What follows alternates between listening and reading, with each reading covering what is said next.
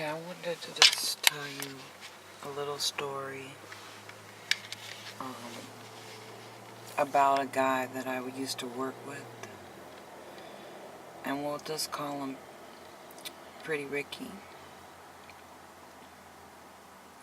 When I first started working, and I'm not even sure if I'm gonna tell you what agency, because I don't know if I want to do that. But anyways, I'll just tell it to you without telling you the agency, because I'm sure pretty much everyone knows who this person is. So when I got hired at the agency, there was a few friendly faces of people who say they're Christians, and so I automatically tried to click with them and, become close, or at least get to know them on a professional level.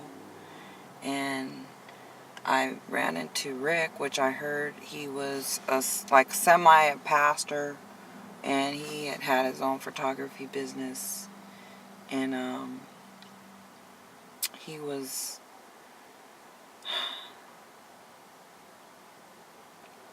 married to an African American woman, and he had a lot of children, black kids, and I used to see him, in this cubicle, and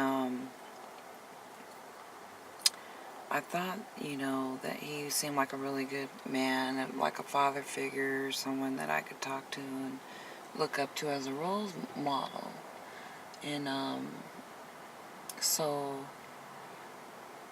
I would talk to him occasionally, and I'd see him in the break room. We kind of got a little bit closer than other people that I work with, because he would always stop by my desk and on his breaks and just say hi, or just, make me smile. And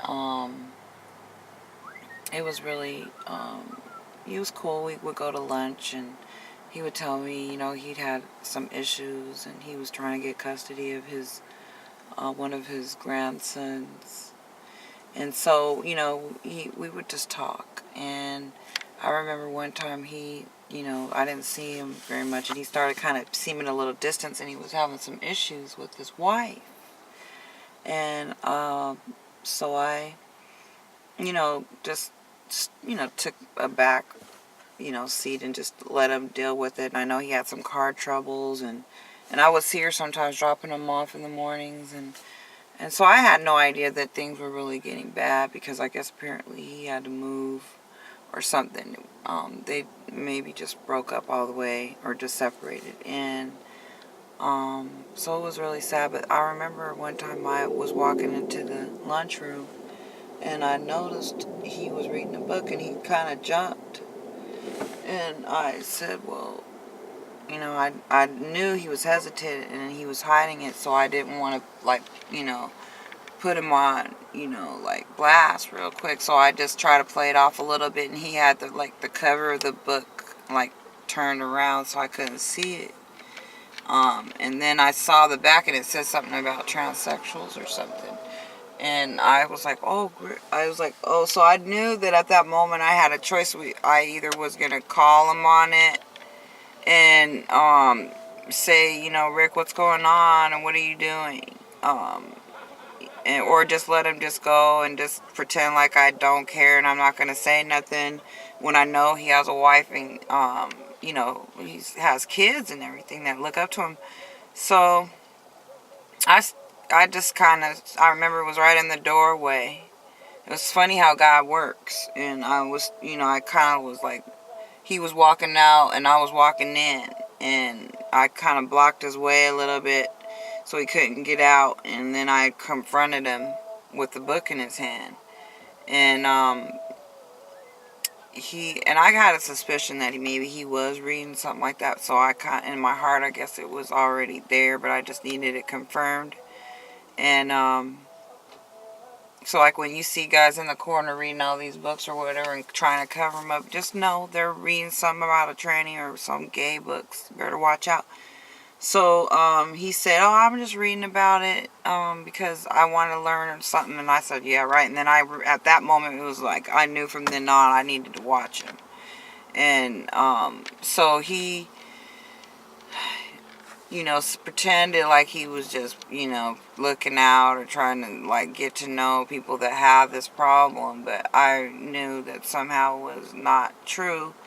And so, I just walked away. And then after that, I remember I had gotten sick and I couldn't go back to work. And I had caught the whooping cough. And I had bronchitis and all kinds of things just hit me, sinusitis, and because they had cleaned out the ducts at work, and they hadn't cleaned them out since like the 70s, and they covered the desks, and they said that they took precautions, but when they pulled the stuff up, it just smeared everywhere. And I remember I had like these vents right over my desk, and so I know immediately just shot down everywhere around my surroundings. So somehow I got sick from it, which I thought was deliberate. And I'm sure they like forced the air more in my corner, but to come out of the vents. But so I couldn't return to work, and I had to take FMLA leave, and I needed a reasonable accommodation. And I had a doctor-approved absent sick leave.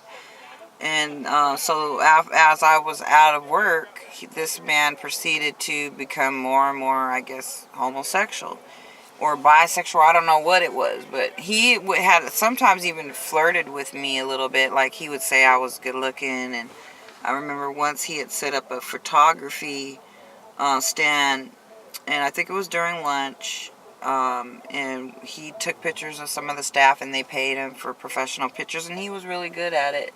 And I have some pictures that he took, and he gave them to me for free. He was this really generous, nice guy. And so it was alarming when I, found out that he was going, turning the other way. So I remember I had asked this guy that works with us once, where he was or what was going on with him, and because I wanted to call him. And he said, because I tried to call and his number was disconnected or something. And so, or I didn't have the number. I don't remember what happened. Or my number got disconnected. I can't remember, but I lost contact with them. And he was like, oh, well, you.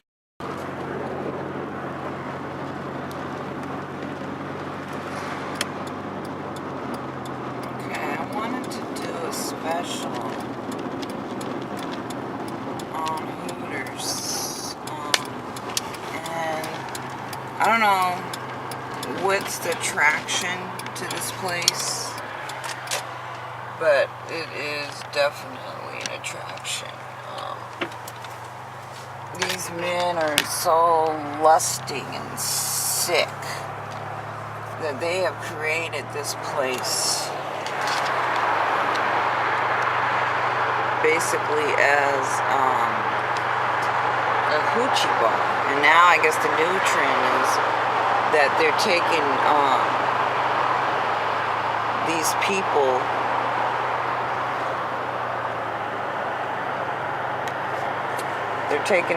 these people like coaches and sick perverted men who want to teach these kids. That's why they got a hotel right next door, so when they get real horny after they go in there and see all the breasts and everything and all the I guess butts and everything up their butt, then they turn around and come running in here, I guess, to have sex, because the lightning rod it sets it off. So they got it all coded, I guess, and then they got, of course, the last one right over here. It says for Richies. So they're saying, let me show you. Show you the code with that. Okay, so you could do these guys in the days, all the day. They're whores. They're saying you can score them day and night. That's why they put them right by the days in, just to say 24/7. You can do them.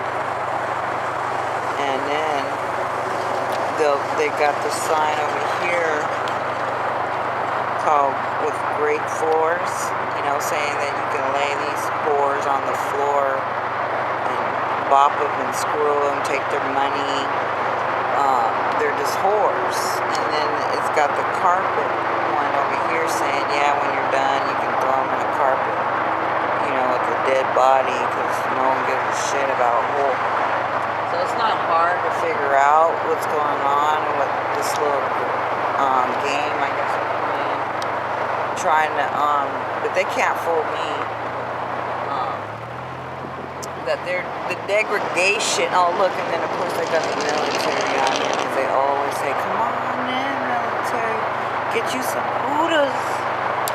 You can screw your booty down, booty down." And of course they got the Popeyes across the street saying, "Yeah, we'll pop them bitches in the face if they don't sell me sexy."